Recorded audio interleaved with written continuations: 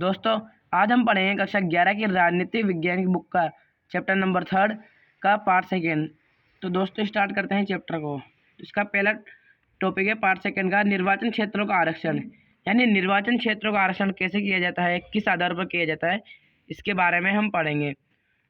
भारत के संविधान निर्माताओं ने दलित, उत्पीड़ित सामाजिक समूहों के लिए उचित और न्यायपूर्ण प्रतिनिधित्व सुनिश्चित करने के लिए निर्वाचन क्षेत्रों का आरक्षण की व्यवस्था को अपनाया है।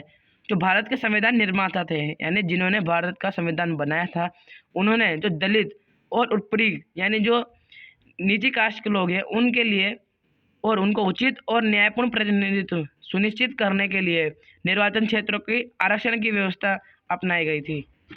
इस व्यवस्था के अंतर्गत किसी निर्वाचन क्षेत्र में सभी मतदाता वोट तो डालेंगे, लेकिन प्रत्याशी केवल उसी समुदाय या सामाजिक वर्ग का होगा जिसके लिए वह सीट आरक्षित है। मतलब कि अगर इस जगह पर जहाँ पर निर्वाचन क्षेत्रों का आरक्षण की व्यवस्था लागू की गई है तो हम वोट तो सभी डालेंगे, लेकिन जो प्रत्याशी होगा यानी जो चुनाव लड़ने वाला होगा वह उसी समुदाय का होगा जिसके लिए वह सीट आरक्षित की गई है।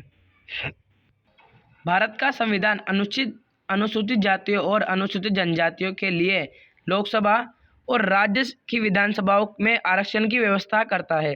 जो भारत का संविधान है वह अनुसूचित जाति यानी एससी और अनुसूचित जनजाति यानी एसटी वर्ग के लोगों के लिए आरक्षण की व्यवस्था करता है। प्रारंभ में यह व्यवस्था 10 वर्ग के लिए अपनाई गई थी, पर अनेक संवैधानिक संशोधनों द्वारा उसे बढ़ाकर 2020 तक कर दिया गया है। मतलब कि जो ये जब संविधान लागू हुआ था, जब 10 वर्ष के लिए यह व्यवस्था को अपनाया गया था, लेकिन अब बढ़ाकर है जो इसे 2020 तक कर दिया गया है। आरक्षण की अवधि खत्म होने पर संसद इसे और आगे बढ़ाने के निर्णय ले सकती है, लेकिन जब यह आरक्षण की अवधि खत्म हो जाएगी यानी समय खत्म हो जाएगा तो संसद इस आरक्षण को और बढ़ा देगी। संवैधानिक अन्य उपेक्षित या कमजोर वर्ग के लिए इस प्रकार के आरक्षण की कोई व्यवस्था नहीं करता। स्थानीय स्वशासन की संस्थाओं में महिलाओं के लिए आरक्षित कर दी गई है।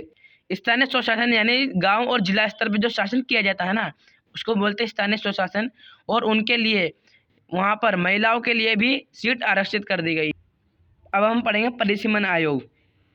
भारत में परिसीमन आयोग एक स्वतंत्र संस्था है, मतलब ये स्वतंत्र है, इसके ऊपर किसी का भी दबाव नहीं है, जिसका गठन राष्ट्रपति करते हैं। जो इसका गठन होता है यानी इसका निर्माण होता है जो राष्ट्रपति करता है, और इसका गठन पूरे देश में निर्वाचन क्षेत्रों की सीमा खींचने तथा निर्णय क्षेत्र के आरक्षण हेतु किया जाता है, और यह चुनाव आयोग के साथ मिलकर करता है। जो परिसीमन आयोग का गठन राष्ट्रपति करता है, और इसका गठन जो देश में निर्वाचन क्षेत्रों की सीमा यानी कहाँ पर निर्वाचन होंगे, कहाँ पर चुनाव होंगे और किस सीमा के अंदर होंगे, इन सीमा को खींचने के लिए परिसीमन आयोग का गठन किया जाता है। अब हम पढ़ेंगे स्वतंत्र और निष्पक्ष चुनाव। किसी भी चुनाव प्रणाली की कसौटी यह है कि वह एक स्वतंत्र और निष्पक्ष चुनाव प्रक्रिया सुनिश्चित कर सके, जिसमें मतदाताओं की आकांक्षाओं चुनाव परिणामों में न्यायपूर्ण ढंग से व्यक्त हो सके। मतलब कि अगर कोई भी चुनाव होगा तो स्वतंत्र और निष्पक्ष होना चाहिए, और जिसमें जो मतदाता है वोट देने वाले हैं उनकी आकांक्षाओं के चुनाव परिणामों में न्यायपूर्ण ढंग से व्यक्त हो सके। इसमें आता है सार्वभौमिक वयस्क मताधिकार। लोकतांत्रिक देशों में देश के सभी वयस्क नागरिक होते हैं जो 18 वर्ष की आयु पूरी कर चुके हो। वयस्क नागरिकों को चुनाव में मत देने के अधिकार को ही सार्वभौमिक वयस्क मताधिकार कहते हैं। जो लोकतांत्रिक देश है जहाँ पर जनता का शासन है, वहाँ पर चुनाव में सभी वयस्क नागरिकों को चुनाव में मत देने के अधिकार को ही संवैधानिक वयस्क मताधिकार कहते हैं। भारतीय संविधान में प्रत्येक वयस्क भारतीय नागरिक को वोट देने का अधिकार प्रदान किया है। मतलब जो वयस्क नागरिक है जो 18 वर्ष की आयु पूरी कर चुका है, उन सभी नागरिकों को मत देने का अधिकार है। दूसरा, चुनाव लड़ने का अधिकार। भारत में सभी भारतीय नागरिकों को चुनाव में खड़े होने और जनता का प्रतिनिधि होने का अधिकार है। मतलब भारत में सभी नागरिक कोई भी चुनाव में खड़ा हो सकता है और जनता का प्रतिनिधि कर सकता है, लेकिन विभिन्न पदों पर चुनाव लड़ने की न्यूनतम आयु योग्यता भिन्न भिन्न है। लेकिन जो अलग अलग पद है वहाँ पर व्यक्ति की आयु जो मतलब व्यक्ति कितनी आयु रहेगी वह अलग अलग पदों पर अलग अलग है। जैसे लोकसभा और विधानसभा प्रत्याशी के लिए कम से कम 25 वर्ष की आयु आवश्यक है। मतलब कोई व्यक्ति जब 25 वर्ष का हो जाएगा तो लोकसभा और राज्य की विधानसभा के जो चुनाव होंगे उसमें खड़ा हो सकता है। राज्यसभा के लिए न्यूनतम आयु 30 वर्ष है। जो राज्यसभा के चुनाव होंगे वहाँ पर अगर जो व्यक्ति 30 वर्ष आयु पूरी कर लेता है तो वह राज्यसभा के चुनाव लड़ सकता है। अब हम पढ़ेंगे स्वतंत्र निर्वाचन आयोग। इसका जो पहला पॉइंट है संगठन, यानी संगठन कैसे होता है। भारत में एक स्वतंत्र निर्वाचन आयोग का प्रावधान है। मतलब कि भारत में एक स्वतंत्र निर्वाचन आयोग होगा जो चुनाव कराता है। भारतीय संविधान के अनुच्छेद 324 के अनुसार चुनाव आयोग में एक मुख्य चुनाव आयुक्त तथा कुछ अन्य चुनाव आयुक्त होते हैं। जो भारत के संविधान के अनुसार है, जो एक तो चुनाव आयुक्त रहेगा यानी चुनाव आयोग का अध्यक्ष, और कुछ अन्य जो है चुनाव आयुक्त होते हैं। वर्तमान में एक मुख्य चुनाव आयुक्त तथा 2 अन्य चुनाव आयुक्त है। वर्तमान एक मुख्य चुनाव आयुक्त है और 2 अन्य चुनाव आयुक्त है।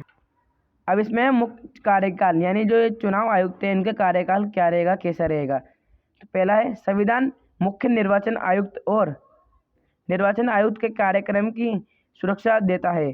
उन्हें 6 वर्षों के लिए अथवा 65 वर्ष की आयु तक के लिए नियुक्त किया जाता है। मतलब कि वो 65 वर्ष की आयु तक हो जाएंगे जब तक वो चुनाव आयुक्त रह सकते हैं, और 6 वर्ष के लिए। अब हम पढ़ेंगे कार्य, यानी मुख्य चुनाव आयुक्त और चुनाव आयुक्त के क्या क्या कार्य हैं। पहला तो है मतदाता सूची तैयार करना है, यानी जो वोटिंग लिस्ट निकलती है उनको तैयार करना।